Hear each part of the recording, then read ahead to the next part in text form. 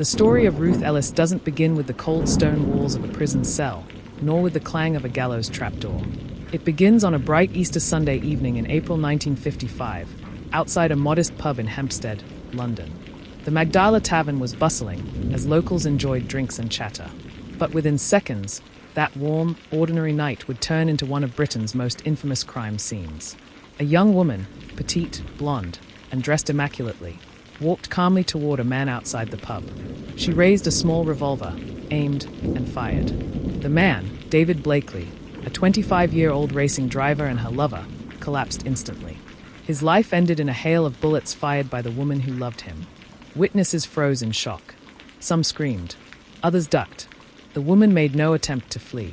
Instead, she waited calmly, clutching the revolver, as if almost relieved. Soon, a passing off-duty policeman wrestled the weapon from her hands. Her words were chillingly composed. "I'm guilty. I'm a little confused."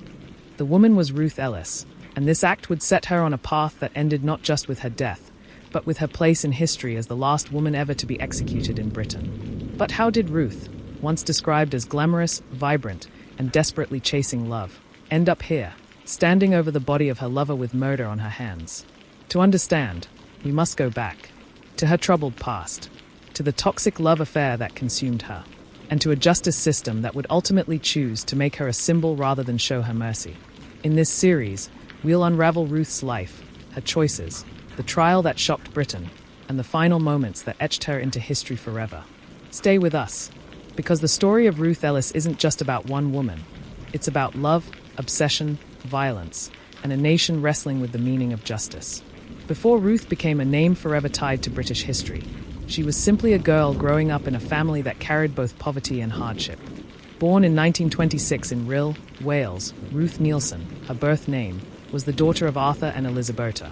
Her childhood was anything but easy. The family struggled financially, moving often, and her father was strict, sometimes cruel. The shadow of instability hung over Ruth's youth. She longed for escape, for something bigger, something brighter.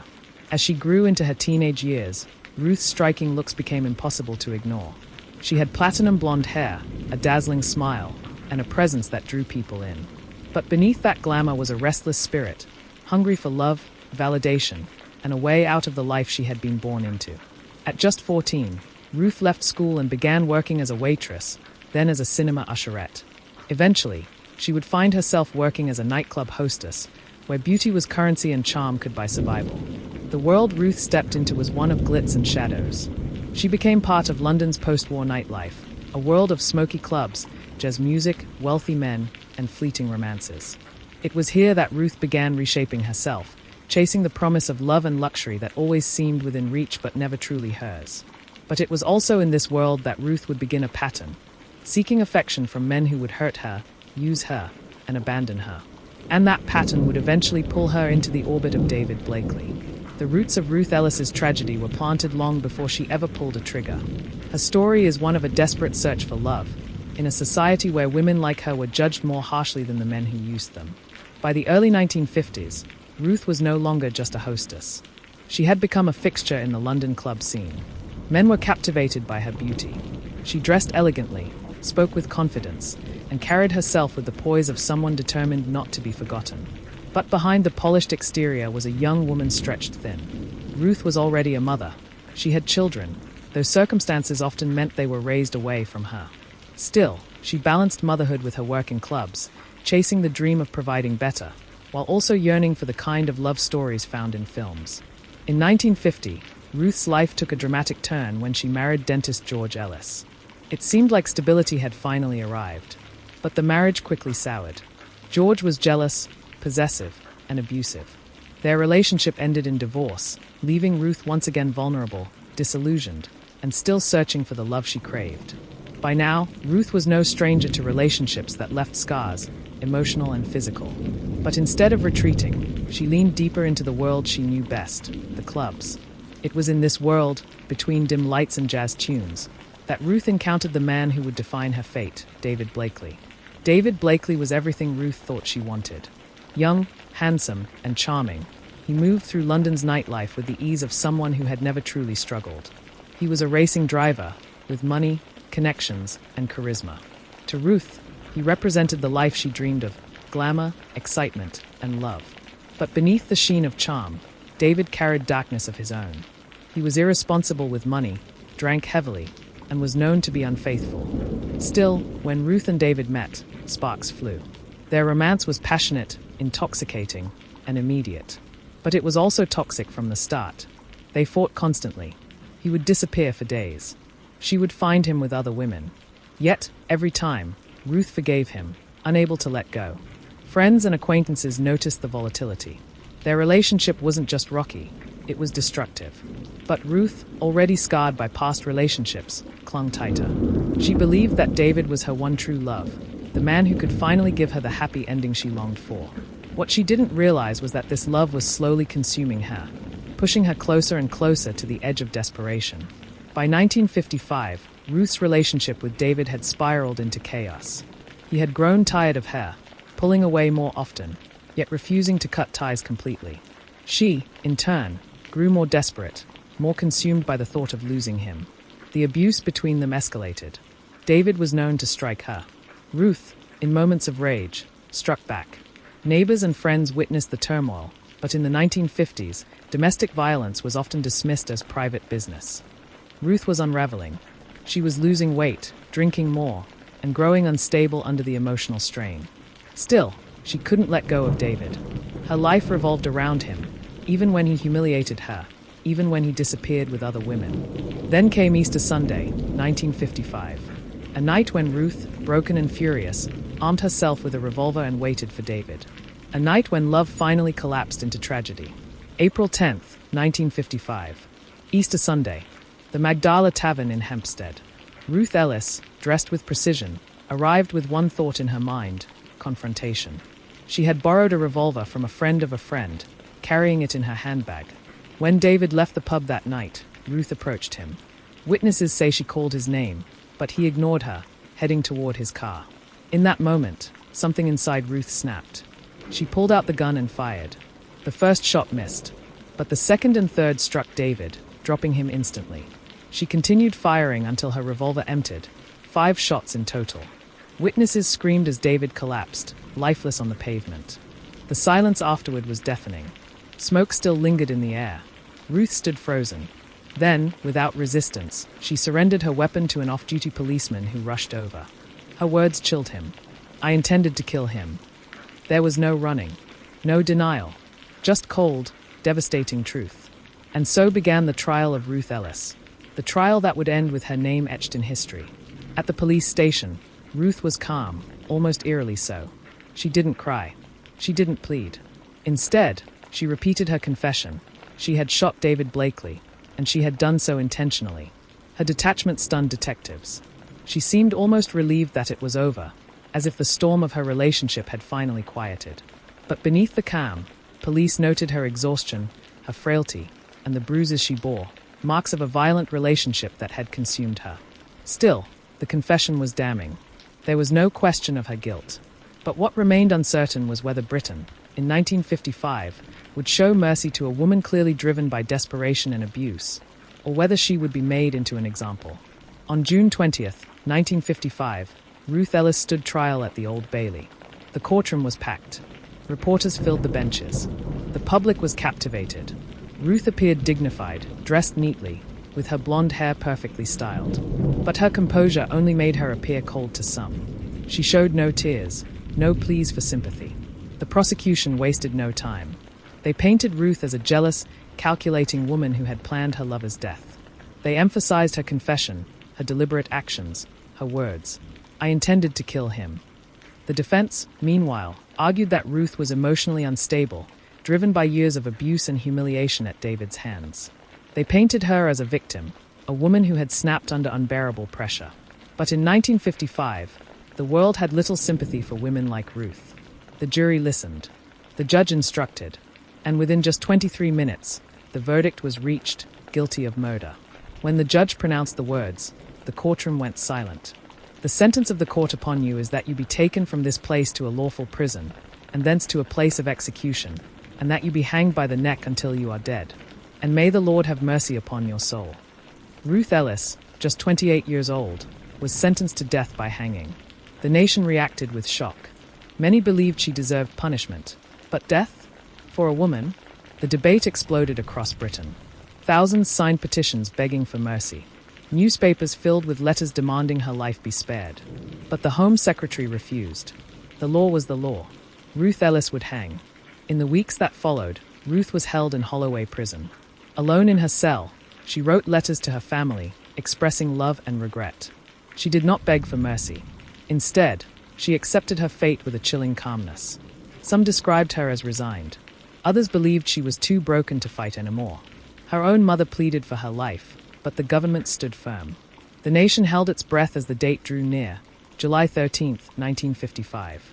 On that morning, at exactly 9 a.m., Ruth Ellis walked calmly to the gallows. She wore a black suit, her hair perfectly styled, her steps steady. She was the last woman Britain would ever execute. But the legacy of Ruth Ellis didn't end with her death. Her case ignited a firestorm of debate that would eventually change British justice forever. Inside Holloway Prison, Ruth Ellis faced her final days with a composure that unsettled even her jailers. Unlike many condemned prisoners, she didn't weep, lash out, or cling to hope. Instead, she prepared herself with an almost eerie acceptance. She wrote letters, heartbreaking messages to her children, her mother, and friends. In one, she expressed deep regret but made no attempt to justify her actions. She did not deny her guilt, nor did she ask for sympathy. When asked if she wanted to appeal, Ruth reportedly replied, "It would be useless. I shot him, didn't I?" This quiet acceptance contrasted with the storm raging outside prison walls. Across Britain, the public debated fiercely. Should a young mother be hanged? Wasn't she more victim than villain? The petitions for clemency grew. But the Home Secretary, Gwilym Lloyd George, remained unmoved. The execution would proceed. As the clock ticked toward July 13th, the weight of history pressed down. Britain wasn't just preparing to hang a woman. It was preparing to hang the last. The dawn broke cold and grey. Outside Holloway Prison, crowds gathered in silence. Some came in protest. Others came out of morbid curiosity. A handful prayed. Inside, Ruth Ellis was awakened early. She dressed carefully in a black suit, her blonde hair brushed, her makeup neat. Prison officers later said she looked as though she were going to an appointment, not to her death. At 8:55 a.m., executioner Albert Pierrepoint entered her cell. Ruth did not resist. She stood, calm, poised, and walked steadily between the warders. Her last words, spoken quietly, were for her son. "Don't cry for me. I'm at peace." At 9 a.m. sharp, the trapdoor fell. Ruth Ellis's life ended instantly. The crowd outside heard the prison bell toll, marking the moment. Some gasped. Some wept. Some stood in stunned silence. Britain had just executed its last woman. News of Ruth Ellis's execution rippled across the country within hours. Newspapers carried bold headlines, "Ruth Ellis hanged." Editorials filled with outrage. For many, it was not the murder itself that haunted them, it was the execution. Britain, they argued, had shown no mercy to a woman clearly damaged by abuse and consumed by obsession. She was guilty, yes, but was hanging her truly justice? Letters poured into newspapers. Thousands of voices echoed the same question. Why must we kill her too? Even those who believed in capital punishment found themselves uneasy. Ruth had become a symbol. Her death felt less like justice and more like a warning, one that revealed cracks in the system. While the nation debated, the human cost fell hardest on Ruth's children. Her son, Andy, was deeply scarred by her death. He was just 10 years old when his mother was taken to the gallows. Andy struggled for the rest of his life with trauma, depression, and addiction. In adulthood, he admitted he could never escape the image of his mother's execution. Tragically, his pain ended in suicide years later. Ruth's daughter, Georgina, also carried the shadow of her mother's fate. For them, the debate over justice wasn't abstract. It was personal, lifelong, and devastating. Ruth Ellis's story wasn't just about one woman's death. It was about the ripple effects on her family, on the public, and on the very soul of Britain's justice system. Ruth's execution sparked one of the fiercest debates Britain had ever seen. Across pubs, workplaces, and homes, people asked, should the death penalty still exist? Supporters of capital punishment argued. Ruth confessed. She planned it. She pulled the trigger. Justice had been served. But opponents pushed back. Ruth was abused, broken, and desperate. Hanging her was barbaric. Shouldn't mercy be part of justice? The case brought new light to an uncomfortable truth. The death penalty didn't just punish the guilty. It eliminated any chance of rehabilitation. It silenced complex stories with a rope and a trapdoor. Part of the outrage stemmed from how society viewed women in the 1950s. Women were expected to be passive, obedient, and dependent. A woman who killed her lover? That shattered every expectation. Some newspapers painted Ruth as a femme fatale, a glamorous seductress who lured men into destruction. Others portrayed her as a tragic victim of violence and obsession. But in the courtroom, her calm demeanor and lack of visible remorse worked against her. In a time when women were expected to cry and plead, Ruth's composure made her appear cold, unfeeling. She was judged not just for her crime, but for defying the image of what a woman should be. One of the strangest elements of Ruth's execution was the role of Albert Pierrepoint, Britain's most famous hangman. Pierrepoint had executed hundreds, including Nazi war criminals.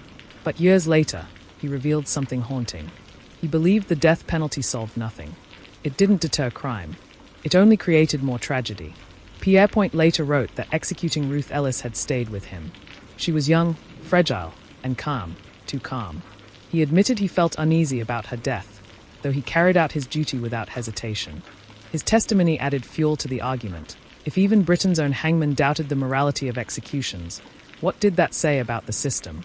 The 1950s and 1960s saw a wave of reconsideration. Ruth Ellis's case became a turning point. Campaigners cited her as evidence that capital punishment was flawed, cruel, and outdated. In the years after her death, several high-profile wrongful convictions came to light, including men hanged for crimes they didn't commit. Each revelation chipped away at public faith in the rope. By the early 1960s, the movement to abolish the death penalty had gained unstoppable momentum. Politicians debated fiercely. Public opinion shifted. Ruth Ellis's name surfaced repeatedly as a symbol of why change was necessary. In 1965, just 10 years after Ruth's death, Britain suspended the death penalty for murder. By 1969, it was formally abolished. Ruth Ellis had not died in vain. Her case, brutal as it was, helped expose the cracks in the system. She became the final woman to face execution in Britain, and in doing so, she helped ensure no woman would face the gallows again. Her name lived on in debates, books, plays, and films.